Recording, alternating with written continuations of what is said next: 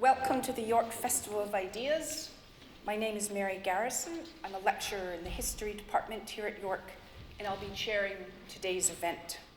It's a great pleasure to introduce our speaker, Max Adams. Max is an author, an archaeologist, a woodsman, and a teacher.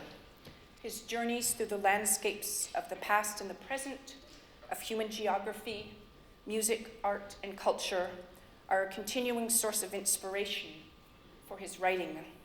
He is also a former student of the University of York and studied archaeology here in the 1980s.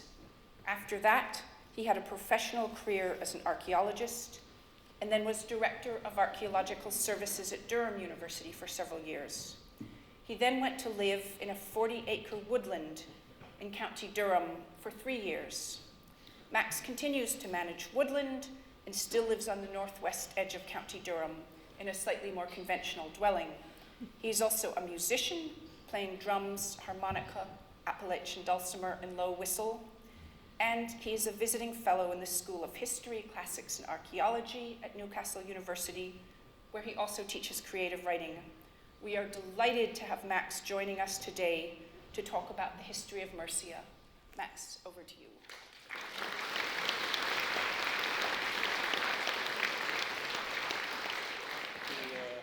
Thanks, Mary, and thanks for coming out today. I don't do all that at once, you realise. It makes me sound busier than I am. It's lovely to see you all here. I was just saying to Mary that I was in the second intake of the archaeology department in 1980 when there were 12 students in the year. The entire university student population was 2,300, I think. We had a very, very privileged education here with some fantastic teachers, so it's lovely to be back.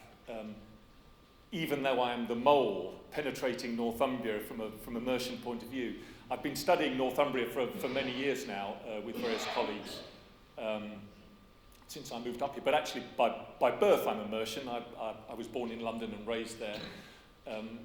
My maternal family were Mercian peasants, and my father's family were Mercian Scousers. So I am authentically Mercian, even though my archaeological heart is in Northumbria. I have 3 questions. Well, yes, I have 3 amongst many questions. One is, where the hell was Mercia? Another is, why did nobody ever write a history of Mercia? And the third one is, was there a revolution in the English state in Mercia in the 8th century?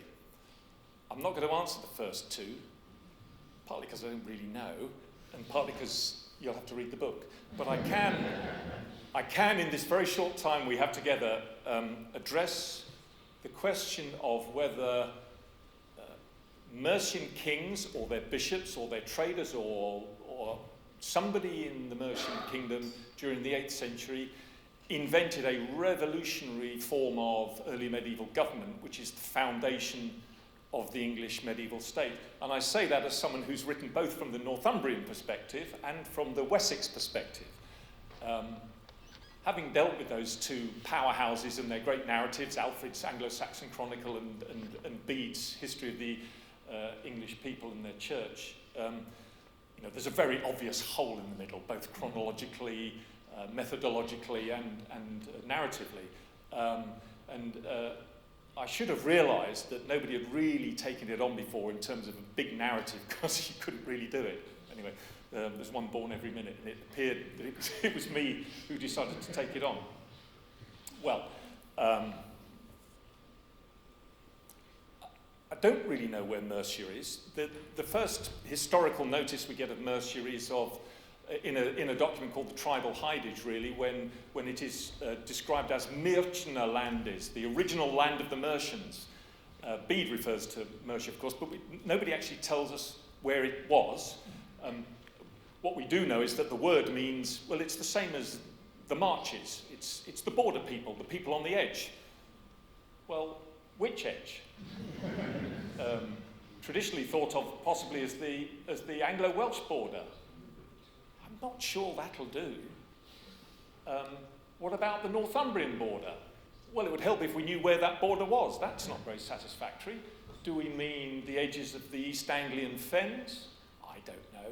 I have one speculative idea about which border we're talking about with the Mercians, and it's not a big obvious one.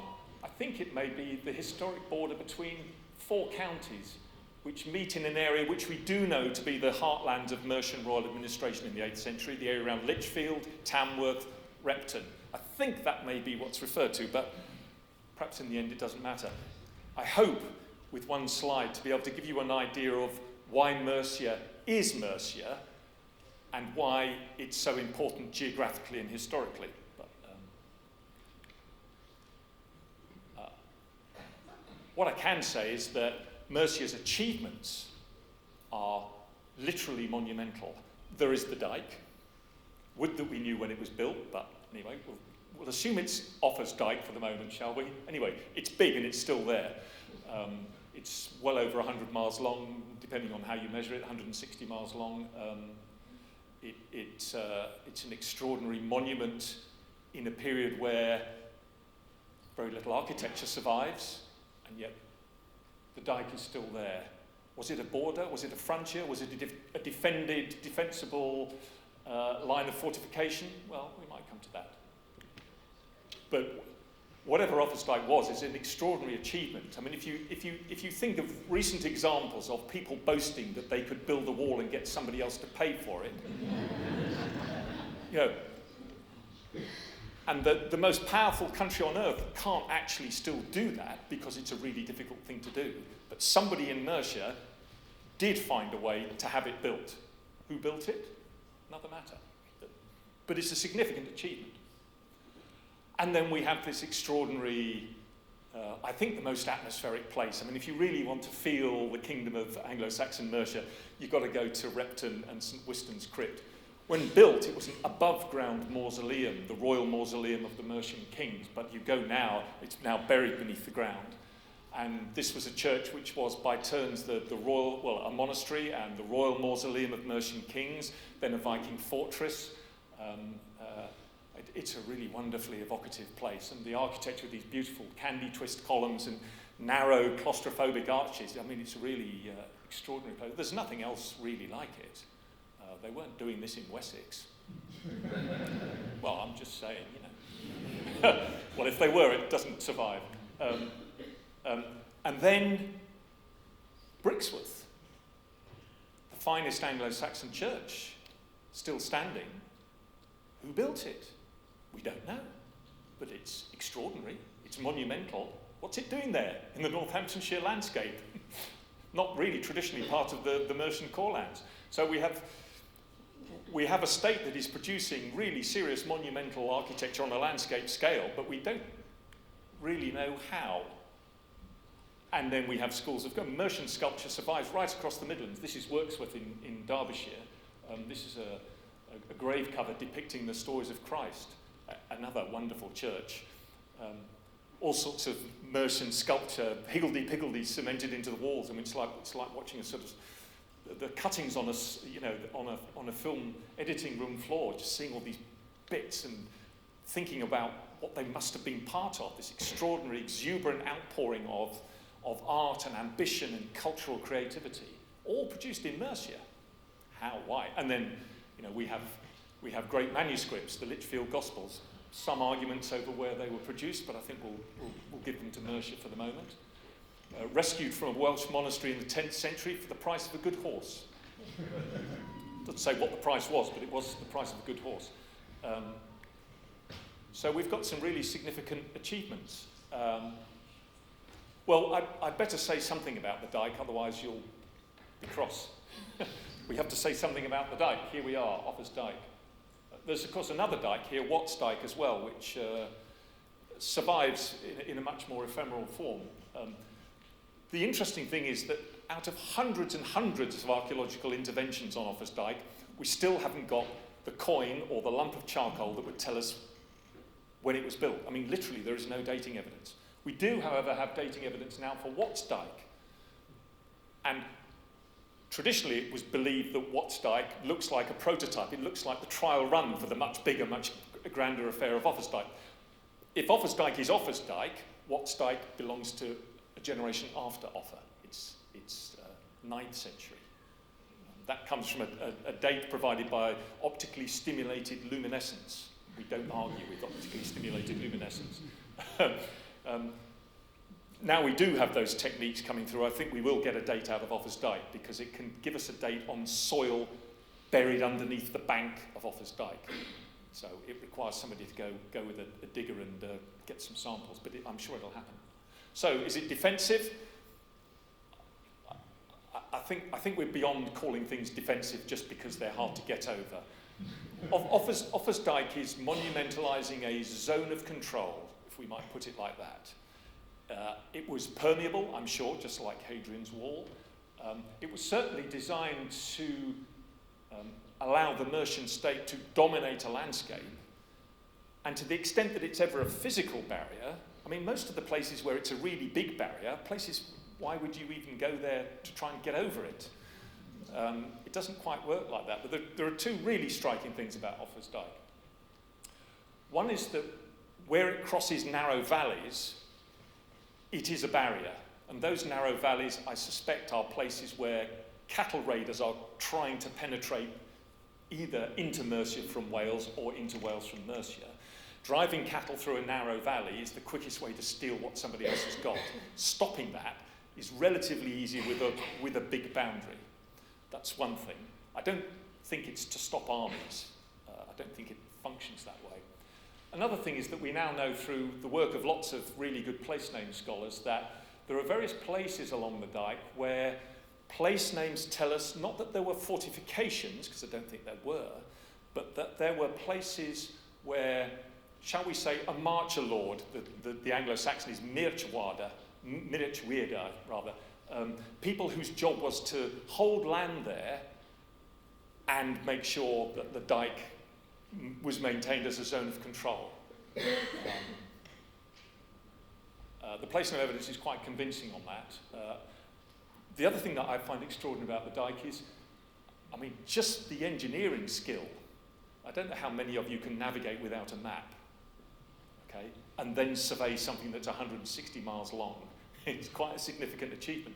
And I think the key to understanding it is this little stretch here. It runs almost due north and south. Not much commented upon, but if you look at the River Dee up here, the southernmost point of the River Dee and the northernmost loop of the River Severn are directly joined by Offa's Dyke in very nearly a straight line. I think that's where the idea begins of joining those two river systems with a zone of control, and then it's extended along the rest of that line, following west-facing slopes and natural features. I mean, it's a brilliant piece of engineering. It's very congruent. There's one idea behind it with lots and lots of local adaptations, but it speaks of statehood. It speaks of a very large administration that can harness the manpower, woman power, child power. And it may be that, like a certain other wall,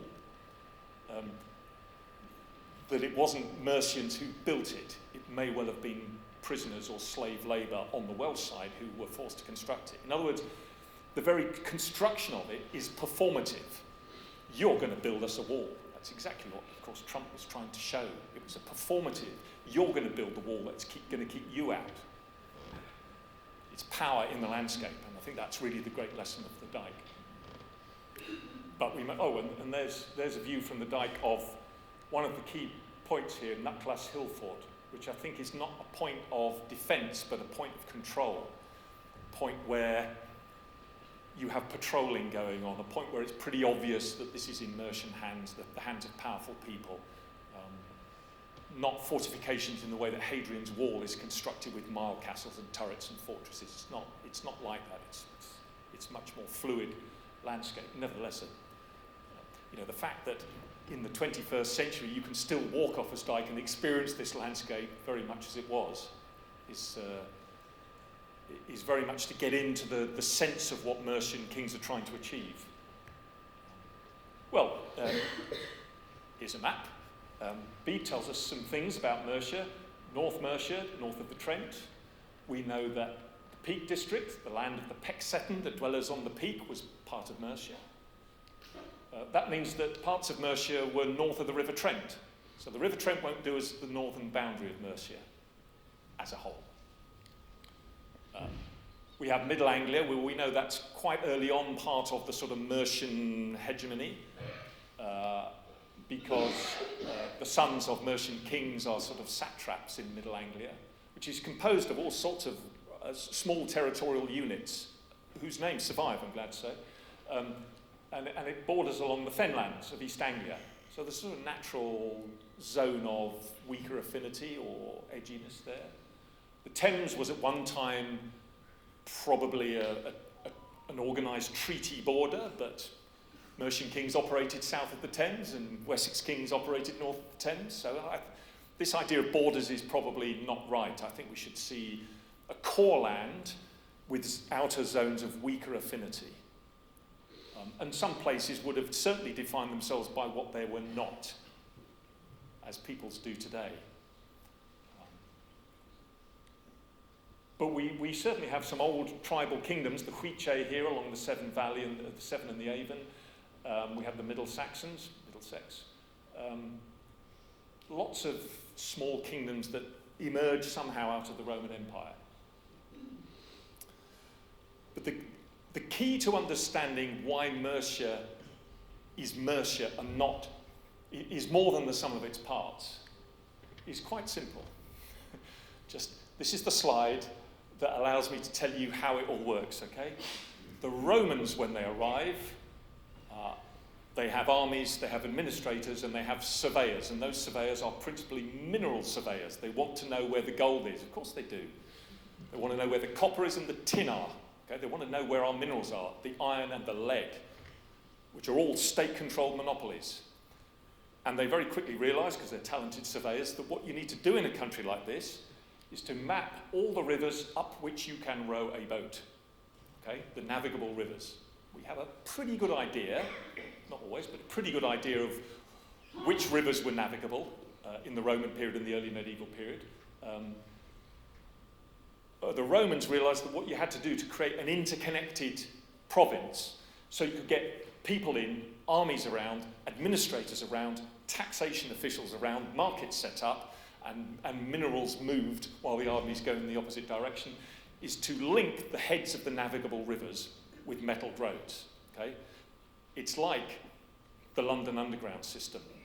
You don't need to know how far it is along the line, and you don't need to know which direction the line is going. You just need to know that at a certain point along that line there'll be a fort. Where that fort is, there'll be a market and a place where you can put stuff on boats.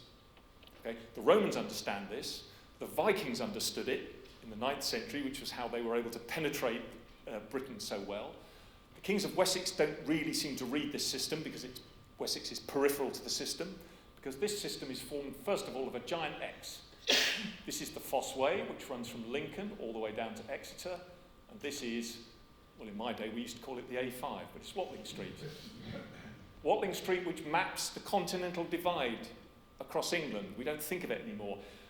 To the northeast of Watling Street, all the streams and rivers run into the North Sea. South and west of Watling Street, they run into the Severn Estuary and the River Thames. It's the divide beyond which Viking settlement didn't really happen. There are very few Vikings penetrate south and west in terms of settlement. So this X really is the best description of Mercia I can give you. Okay? If you think of the other minor roads branching off it, which are on this map, but I haven't highlighted them. So this allows Mercian kings, royal administrators, armies to move seamlessly between parts of the kingdom, and that gives them the opportunity to exert a sort of administrative control because they can move at speed through the landscape. How they exercise that control along this network, I'll show you as we go along, I hope. Well, one of the secrets of Mercian success is that in the 8th century, well, at the end of the 7th century, a number of trading settlements grow up. One of them here in York, Ælfred, one of them in what we can now call Ipswich, Ypeswick, one in London, Londonwich, and the other at Southampton, Hamwich. Okay? 4 kingdoms, 4 trading centres, probably started by Frisian merchants, but certainly under the auspices of kings of those kingdoms, because they cream off the profits. They take tolls, they give away remissions on tolls, they set up patronage networks that allow them to exploit trade and increase the wealth of the kingdom. That's from the late 7th century onwards. Mercia, once it becomes the whole of the Midlands, has some very special things to its advantage. First of all, it's got Droitwich, okay?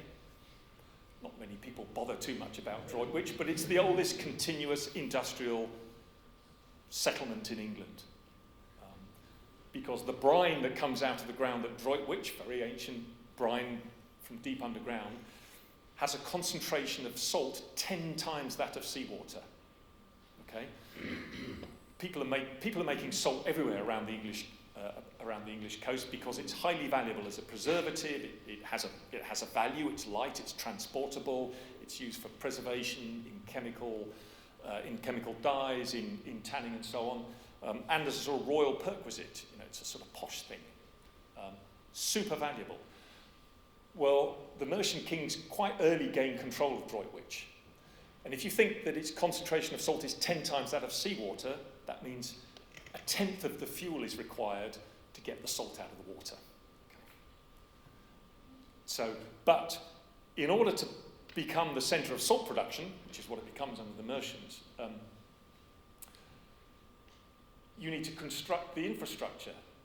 And these salt pans are made of lead. Lead comes from the Southern Peak District. Okay? It would be handy if there was a road or a river that connected the Peak District to Droitwich. It's called Reichniel Street. The Romans built it, and the Mercians realised what it was for. Okay? And then Droitwich, of course, is on the River Severn, or very close to the River Severn. So Droitwich is a very well-connected place. And very early on in the Mercian story, Mercian kings start exploiting Droitwich salt, not just for the profit for themselves, but they give rights to extract salt to their bishops, to their ealdormen, to their members of the royal family, to minsters. At Doomsday, 47 different manors have rights to Droitwich salt, okay? Or each one of which is a gift of the king in return for, well, cash or a piece of land. It's super valuable, and it allows them to establish these networks of power, patronage, and economic profit throughout the 8th century, once they figure it out. And we're not sure if the kings figure it out, or whether the merchants approach them and figure it out for them, or whether the bishops are behind it, or the abbots and abbesses. We don't know yet. We may never know, but it's highly significant. And De la Hook, the great early medieval landscape archaeologist, spent some time here. Here's Droitwich, here. Here's Worcester, one of the early bishoprics in Mercia. De la Hook reconstructed these medieval salt routes. Okay? Lots of them, leading out from Droitwich, nearly all east, south, and southeast, and many of them hitting the Thames. Okay? That tells us there's a direct trading connection between Droitwich, the Thames. Along the Thames there are mercantile sites. There are many, many early churches which are operating as mercantile sites. And then there's London. And London is the key possession that Mercian kings need. They fight for it over quite a long time. And eventually they gain more or less total control over London from Kent, from Wessex, from the East Saxons. And once the Mercians control London, they control the port facilities, they control the taxes, the tolls, the remissions on ships, they control everything. And again, they then parcel these out to their favoured people, bishops, abbesses, friends abroad, diplomatic connections. It's a sensationally connected sense of using the landscape and its resources to control a much wider set of powers than early medieval tribal kings like the Northumbrians of Bede's day do, which is really about cattle and treasure. That's how they secure their legacy, cattle and treasure, and it's fragile. Over nearly 200 years, Mercian kings established a dynasty from King Penda onwards, his sons, then cousins and nephews, and then their sons and nephews. And while in the 8th century Northumbria has 11 kings, frequent civil wars and battles, and is slowly losing its power, in the 8th century 2 kings in Mercia reigned between 716 and 796. Offa you've heard of. You may not have heard of his predecessor, King Ælfred of Mercia, the longest reigning English king before Edward III. He's 41 years on the Mercian throne, followed by Offa, who is 39 years on the Mercian throne. Okay? Dynasty, stability, centralised power. They've got 80 years to get this system right. And they're really good at it. And Droitwich is a microcosm of the means by which they do it. And of course, not just salt in this part of the world, we've got Cotswold sheep. The Cotswolds are fought over by Wessex, West Saxon kings and Welsh kings and Mercian kings. It's the Mercian kings in the end who secure the Cotswolds. And we know about how much wealth is being exported out of the Cotswolds. We're talking wool here, because we know how many Frisian coins turn up in the Cotswolds, and there are a lot of them. Okay, so we've got salt, we've got wool, we know we've got lead from the Peak District, and then we've got London, the great emporium. Bede calls it an emporium where all the nations of the world meet and do their trade. And Bede is talking about the time when King Ælfred has been on the throne for 20 years and has created a seriously penetrative royal administration.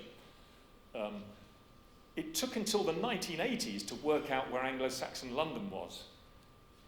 Here's the city, there's St Paul's. Anglo-Saxon London was in fact Londonwich, Aldwych, with a beach where boats drew up called the Strand. And the centre of Anglo-Saxon Londonwich was, well, Covent Garden, actually. That's really when we first started excavating Anglo-Saxon London, because huge redevelopments at Covent Garden, and that's where it was. So between Covent Garden and the Strand is where Anglo-Saxon London was. So the Strand was actually the shoreline. So you can imagine the Thames shore has retreated from the Strand, but the Strand is the beach, and ships drew up there. And we know from various charters that that Mercian kings were very, very good at exploiting the mercantile potential of London. And we have some really lovely snippets of information about how some of these things work. So there's a monastery at Minster in Thanet, on the Isle of Thanet in Kent, as it then was. And it's run by a dynasty of abbesses who actually come from Western Mercia. And we have some of their transactional letters, and some of them are rather brilliant. For a start, the abbesses of the Minster in Thanet monastery owned their own ship. Okay? They're trading. Okay? There are something like a score of monasteries all the way along the Thames, and the ones that have been excavated, Cookham is the most recent example, have been shown to be industrially processing the surplus of the land. Leather, metalwork, wool, salt, all these things, and exporting it into Europe. And it's really this Mercian explosion in the economy that attracts the interests of the Frankish kings, people like Charlemagne, who begin to be interested diplomatically in what's going on in Mercia because they see it as a rising power. So London is a key resource of the Mercians.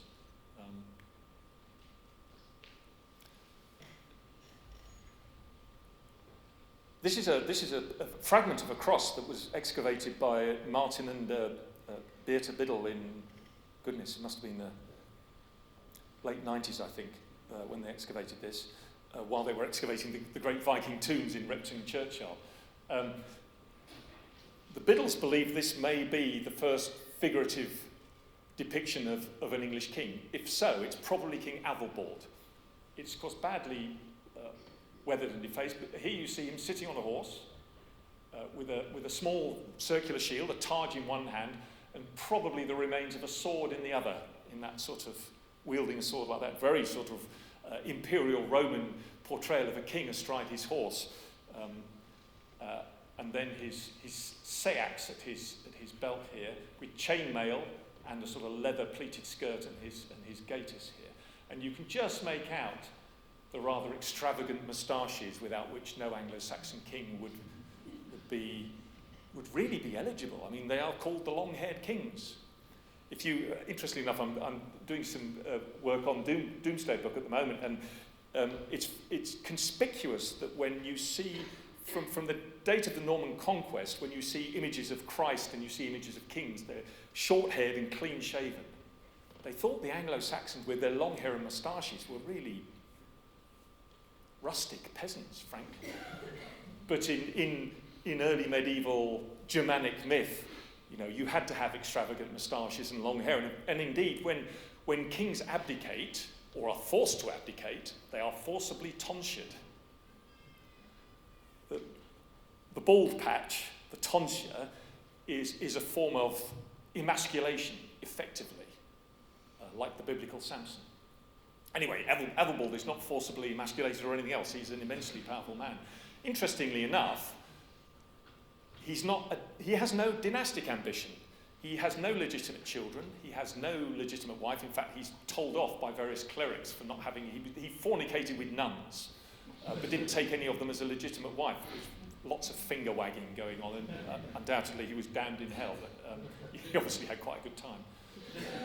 What one should bear in mind, of course, that by nuns we're talking about collateral members of the senior aristocracy of the Mercian state who really don't want to get involved with childbearing or fighting, and probably have a sort of intellectual, spiritual side, and they want an easy way of holding land without paying taxes. That's the deal with the church. And as an illustration of that, here's an early charter, a charter of King Æthelbald. We know it's King Æthelbald because he tells us at the top. Ego Atilbald Rex Britanniae. It's the first time we have a king in the Anglo-Saxon kingdoms claiming to be king of the Britons. Okay, I'm king of all of them. That doesn't mean he has an idea of what we would call England. It means he has bragging rights. All the other kingdoms are tributary to him. That means their kings have to come to him with treasure and cattle and sit in the right place at his mead table and drink his wine and fight in his armies for him. That's what it means. It's overlordship, imperial.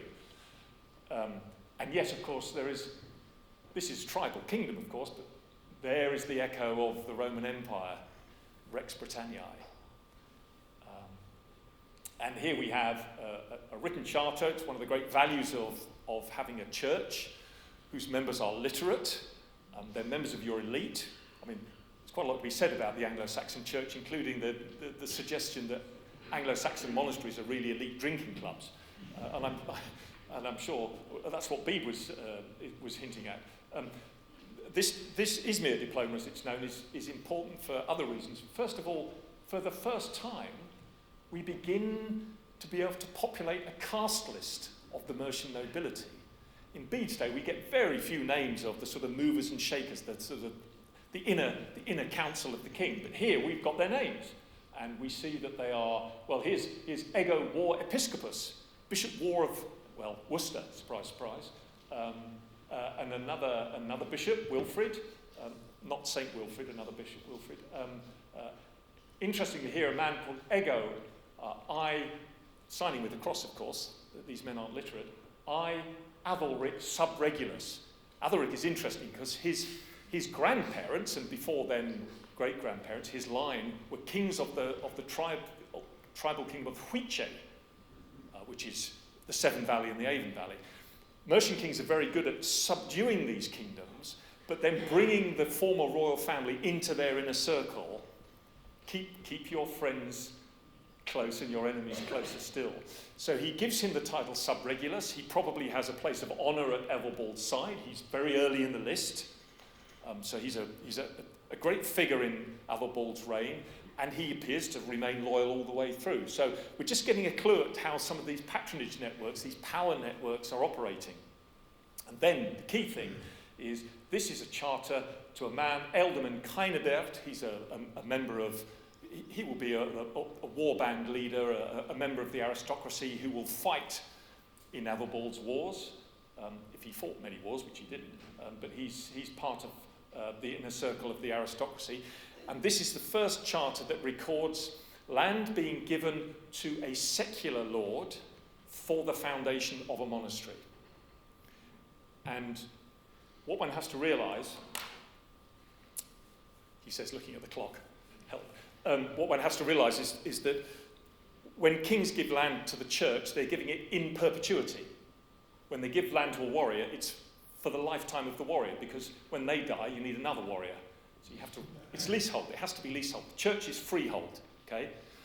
By the time of Æthelbald, the secular lords are wondering why they owe military service and lease land, and why the church gets it, and they're the same people, okay? They're the same aristocracy, are getting their land forever tax-free. Big tensions. It's a tension that runs through to Henry VIII, it runs through the Crusades, it's a fundamental tension in who owes what. And Æthelbald is the man who has to confront this. This document is the beginnings of seeing that, and he has to confront it. In the end, he has to hold a series of councils, one of which we actually know where it was. This is Gumley in Leicestershire. Look, here's the royal speech mound at Gumley, sitting in a field still. Amazing evocative place, where he pronounces that the church shall be free of all taxes, except mending bridges, mending my fortifications, and serving in my army. It's a very transactional relationship. What does that remind you of? There's more to be said on that, but I'm not. Well, yeah, there's no time. That's my excuse. Going back to the way the landscape works, I've highlighted here the navigable rivers. And you can see how well connected they are. I mean, the deep penetration of the East Anglian rivers, you know, the Ouse, the Nen in particular, very, very important rivers, and the Witham. They all penetrate far inland. The Trent, the Severn, the Thames. I mean, the Thames was navigable within 10 miles of the Bristol Channel. It's a very connected world, and if you join it with Roman roads and maintain those Roman roads, as the Mercian kings did, you've got a very connected landscape. Well, if I just highlight a few things here, here's the X again, and I've also highlighted these little red things, which are the places where we now know from the work of people like John Blair and Jeremy Haslam and geographers and place name experts working at this, that by the end of the 8th century, there's a new form of settlement in the English landscape called a burh, B-U-R-H, which eventually becomes the word borough. Okay? Peterborough is the burh of St. Peter, for example. So these look like they're fairly new places. We can identify them as being 8th century because they start to be named in documents, but particularly because we can associate this idea of the burh, a fortified enclosed place which is a centre for royal administration, run presumably by a reeve who has military and tax gathering and judicial functions. A network very, very well connected with the navigable rivers and the Roman roads, and I'm sure there are many more burhs in the landscape waiting to be discovered than these, but this I think shows how deeply penetrated this system was. And of course it also ties in with Æthelbald's insistence that everybody, including the church, has to repair his fortifications. Well, we don't really see many Mercian fortifications in the sense of a castle, but we do know that many of the towns that later become boroughs seem to have some form of enclosure around them from this period. So either Æthelbald or his immediate successor, Offa, someone in that system, has conceived of an idea of a royal administrative network that establishes judicial, military governance, local governance, at a really quite local level, right across the Midlands landscape. It's a deeply profound moment, a deeply profound century, because this is essentially the infrastructure of the English medieval state. Ælfred reinvents it after he fights back against the Vikings, and his son and daughter, his Mercian daughter, and his grandson build on it. But we now know that this burgle system is a Mercian invention.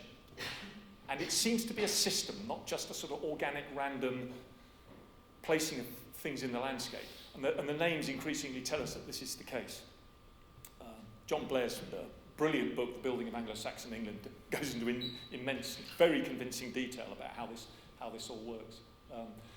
And the achievement, the scholastic achievement of putting all this together, it's not the story told by Bede or the Anglo-Saxon Chronicle. It's a much more subtle local landscape story. It looks as if this is revealing something very profound in English history and the landscape. I'd love to say more about King Offa. He's actually a bit more enigmatic than one might think, but and I haven't got time to talk much about him. You may know that he had relations with King Offa. They fell out because Offa wanted his son to marry. Charlemagne wanted his son to marry Offa's daughter. And Offa said, "That's fine if my son can marry your daughter." Immediately, there's a trade embargo. Tariffs are imposed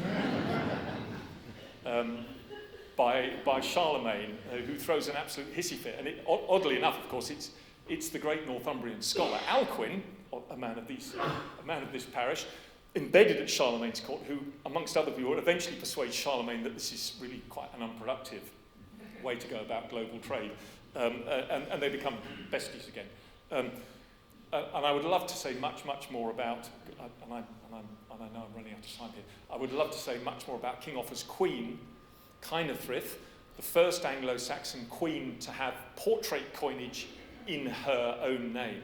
So that's an Offa coin, these are Ælfred coins.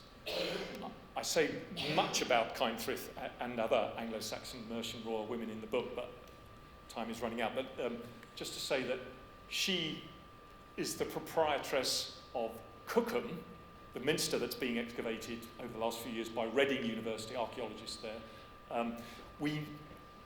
Cookham is the Jarndyce and Jarndyce of the 8th century. There's a huge legal dispute over who owns this place, because King Offa gives it to his queen, but it's not his to give. The Archbishop of Canterbury thinks it's his to give, and he wants it back. Anyway, there's a very long legal dispute, and in the end, she gets to keep it. She has to pay a forfeit of something like 200 farms that she owns. Okay? This is a woman of absolutely immense wealth, who still has the power after her husband Offa's death to do a land deal in which she keeps the jewel in her crown. And I think it tells you how valuable these minsters were to abbots and abbesses, that she fights so hard to keep it. Anyway, much more said about that in the book, and I'd love to say more about her. She's a very interesting woman, I think. Anyway, all those other questions that I posed at the start, I haven't answered. But I hope you get some understanding that if Mercia is not generally known as a name, as a history, it's because it doesn't have a Bede, if it ever did have a Bede or an Anglo-Saxon chronicle. I think if it did, it was probably kept, if it had a chronicle, I think it was probably kept in Peterborough, Nedeshamstede, and I think it would have been destroyed during the Viking period. If it was never kept, it's because they didn't think they needed to tell the story, or if they did, they told it orally, and it's gone the way of those things. But now, thanks to archaeologists and geographers and place name scholars, we can begin to piece together a story of a revolution in English kingship and royal administration that really explains, first of all, why the Vikings were so keen to conquer southern Britain, and second of all, why the Normans were so keen to conquer southern Britain, because it's not just its wealth, but it's fantastically efficient royal administration. You can't write Doomsday Book unless that information is around. The Anglo-Saxon kings knew what they owned, they knew what everybody owned. Their control over England and its landscape was profound, and I think that's a Mercian achievement above all. So, thank you.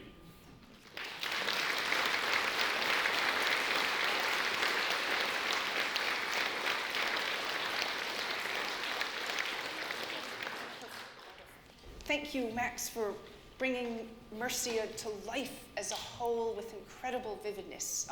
We have some time for questions. Are there questions?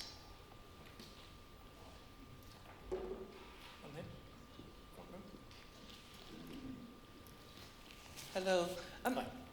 Do you think, bearing in mind the sort of recent finds of the two emperors' coins in Hereford and the other place I've forgotten, do you think that the borough system really assisted both the Mercians and the West Saxons to resist the settling of Vikings in that area?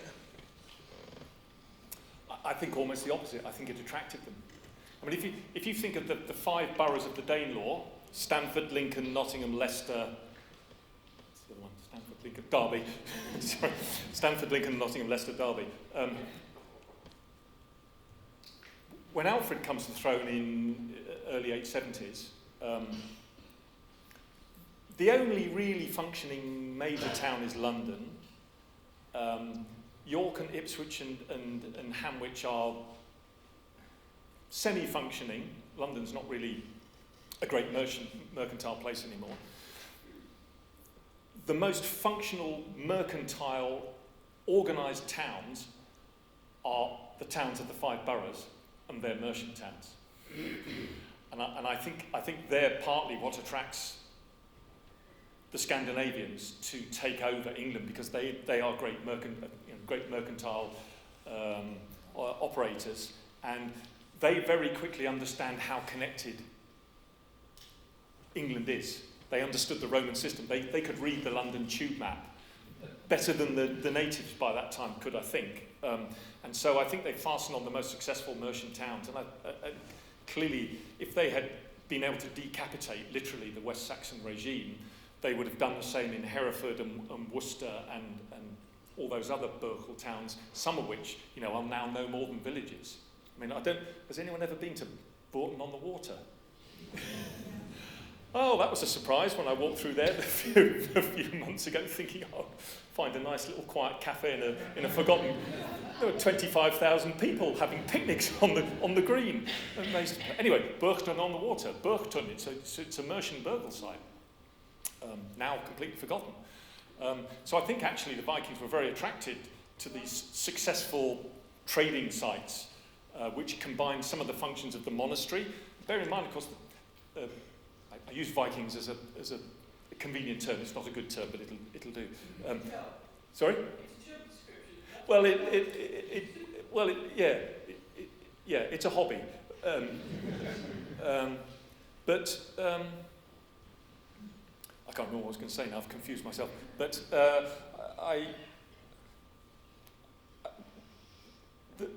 the Scandinavians are not like. They're not genocidal in the way that the Normans had genocidal tendencies. They're not there to destroy England. They're there to decapitate the regimes and to settle veteran warriors who otherwise don't have any land in Scandinavia. Scandinavia is land-impoverished territory, okay? So you want land, you want places to settle, and England does very well for that. They understand the mercantile system because they're mercantile operators themselves. They're all over the place. Penetrating, Europe and Asia. So I think they're very attracted to taking over a system that's already successful. But in fighting back against them, the West Saxon narrative is that there was nothing else. And we now know it's not true. Yes, of course. But we understand how othering works, don't we? And we know all that stuff. I noticed. Mercia and Wessex have come back in the names of the police forces, and and the water companies. Yeah, almost. And what kind of people want to be, and the whole devolutionary. It seems to change all the time. One thing's trendy, then another, and we come together. You made it hard to predict. You don't think at any point as our kind of interested in more local government, local decisions comes along. I'm probably interested in history, that a Mercian identity might reappear. Identities are very difficult things. They're tied up with ethnicity and nationalism, and only fools and angels dare to tread in those waters. One thing I think we can say about early medieval southern Britain, if I may use that term rather than England, because I don't think England exists until the mid-10th century. But if there's one thing that seems to emerge, is that people have lots of ways of identifying with things. If you were to introduce yourself as a traveller in Anglo-Saxon England to somebody, the first question you would ask them would be, who is your lord? Their immediate sense of identity is lordship. To be without a lord is the worst form of punishment. I mean, you read Anglo-Saxon poetry, the exile, the lordless man is nothing. He is almost literally outlawed. So I think people's identities are very much expressed in patronage networks, sometimes in what they're not. I mean, you walk along Offa's Dyke today and you talk to people, and you ask them if they feel more English than Welsh. They go, well, we're from the borderlands. And the external idea of identity is not necessarily how people identify with themselves. Sometimes they know what they're definitely not. Northumbrians knew they weren't Wessex, as did Mercians. And the people of Lindsey, for example, modern-day Lincolnshire, absolutely knew they weren't Northumbrian. Better the devil you know than the devil you don't, in some respects. So identity is so mutable and it's so fluid, I think. But I think if we think in terms of identity as primarily lordship and family, and lines of patronage, that people often ask me, why would you voluntarily tell somebody that you owe them taxes? The reason you would do that is because you need to know who your lord is, and your lord needs to know who you is. And the patronage system works on you rendering services and goods and honour to your lord, and them in turn feasting you and bringing members of your family into their entourage and being protected by them.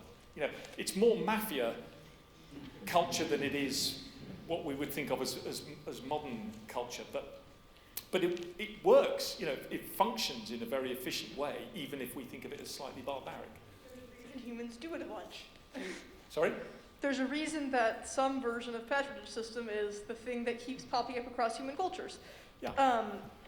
My question was on the Offa's Dyke subject thing. Yeah.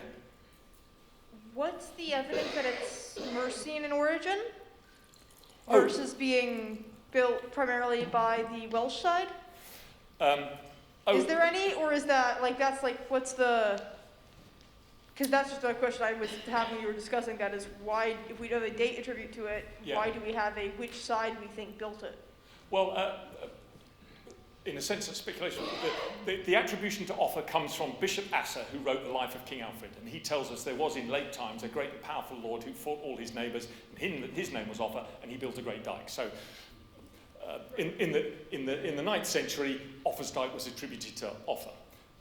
In terms of who built it, it's really just a logic of how you render labour from land. Labour is tied to land is tied to lordship.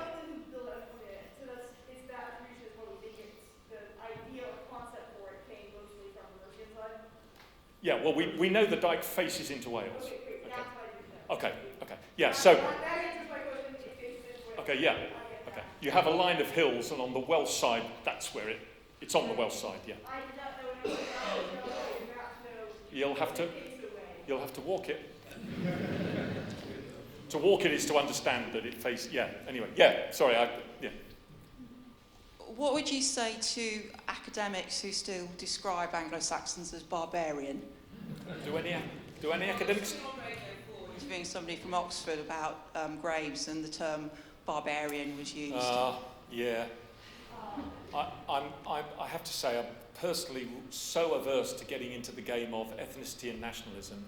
It's so fraught, and I try and avoid it now. I will say this for academics, of course, know all these arguments very well, but sometimes academics, careful as they are can be entrapped by a certain type of broadcast journalist who want very, very simple answers to complex issues. And I think what makes an academic is generally that they don't see anything as simple. They may see some simple questions, but they know the answers are complicated, and that gets people into all sorts of trouble. I've fallen for it as well. You get a leading question. So, Mr. Allen, would you say that the Anglo-Saxon don't know that? And you go, well, and they go, yeah, well, I'm sure you'll agree, and then that's how they work. So, in their printed publications, academics are very cautious. But of course, there is an ongoing debate about Anglo-Saxons and Britons and natives and immigration, and I'm afraid I think the whole thing is so intellectually unhealthy. It plays into a certain sort of narrative that I avoid like the plague, because I think my mother's family had a surname Crofts, okay? They're peasants, peasants on the land. My maternal grandmother, her surname was Richmond, Norman warrior aristocracy. I have a foot in all the camps. but the point is, if you look at England, it's about the continuity of people in communities getting by. Whether they thought of themselves as Angles or Saxons or Mercians or whatever, I don't know, actually. Most people think of themselves as belonging to where they belong. So I know it's a bit cowardly, but I cowered my way out of the argument, I'm afraid.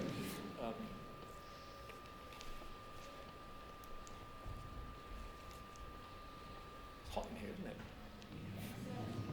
Thank you.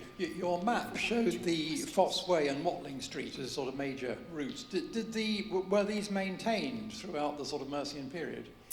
It would appear so. I mean, a simple rule is if that road is still used, it must have been maintained. I mean, of course, there are plenty of Roman roads, like the Devil's Causeway in Northumbria, that is only partially maintained. There's quite a lot of work being done on medieval mentions of roads being kept in use. I think Ælfred's imposition of these so-called three common burdens of maintaining these highways tells us how well these routeways were maintained. I think the fact of where the burghs are tells us that they're maintained. And of course, under either Ælfred or Offa, one of the great, I haven't mentioned it because of no time, but those of you who know the River Trent in its lower parts know it's the most dynamic river in England. It is immensely powerful and dangerous river. And near Newark, the Mercians built a bridge across it, a timber casing bridge, highly sophisticated piece of engineering. They were very, very serious about being able to move around the country at speed. I think the whole of Mercian history tells you that they were maintaining these roads to a high standard. And I think part of the burghal system is, if you're the lord of a burgh, you have obligations and responsibilities. You have the right to render produce and service and goods from the land around you. But part of your responsibility is to maintain the King's Road. We do get occasional late charter mentions of people whose job, for example, would be to carry the King's messages from one part of the kingdom to the other. All of these things circumstantially imply that these roads have been kept in use. The fact that the A5 is the A5 is part of the argument. So I hope that slightly answers your question, but I think we're pretty sure the major roads are being maintained, otherwise they wouldn't still be there, I think. Thank you, it's been fascinating. In service of discovery and all that sort of stuff, what answer would you love to find to which question?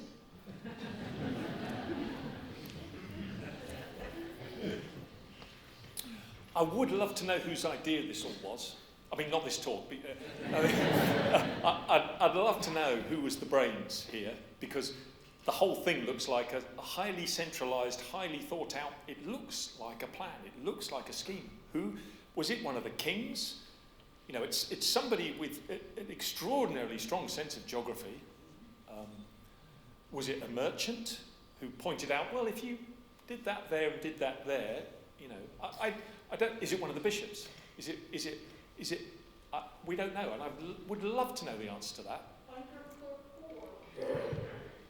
Sorry, who? Is it like under clerk number 4? Well, talking about people of the king. We would like to know, but in a sense, it's idly curious because it's now evident that that's what they were doing. Whoever thought it up, maybe it's a kind of joint thing. Maybe they, and maybe it's somebody from Europe where some of those systems are in place. I don't know, but yeah, that would be one of the questions I'd love to know the answer to.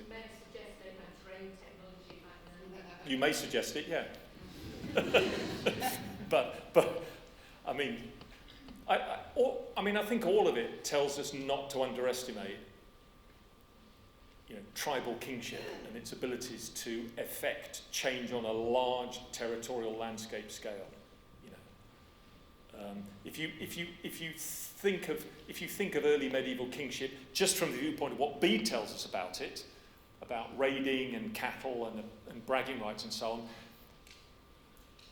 you get a slightly primitive idea of kingship. You know from Bede himself, who's an extraordinarily literate, highly educated intellectual man who knew everything there was to know about anything. There's a discordance there, and actually what we now understand about the way Mercia ran itself is more in accordance with the intellect of Bede than it is with the people he describes as Northumbrian kings. So does that mean it's not Mercian kings, but it's literate bishops? Or is it merchants? I would love to know. Anyway. This was a wonderful... They're another matter. Yeah, wonderful question to conclude on. Thank you, everyone, for wonderful questions. Thank you, Max, for this fascinating and revelatory talk about Mercia and for answering the questions. I'm sure many people now are eager to get a copy of Max's book or his other books. These are available here from Fox Lane Books, and Max will be signing books. Thank you for coming today. Please check other events in the program. Look out for other events in the Ælfred Strand and many other wonderful things. Thank you all.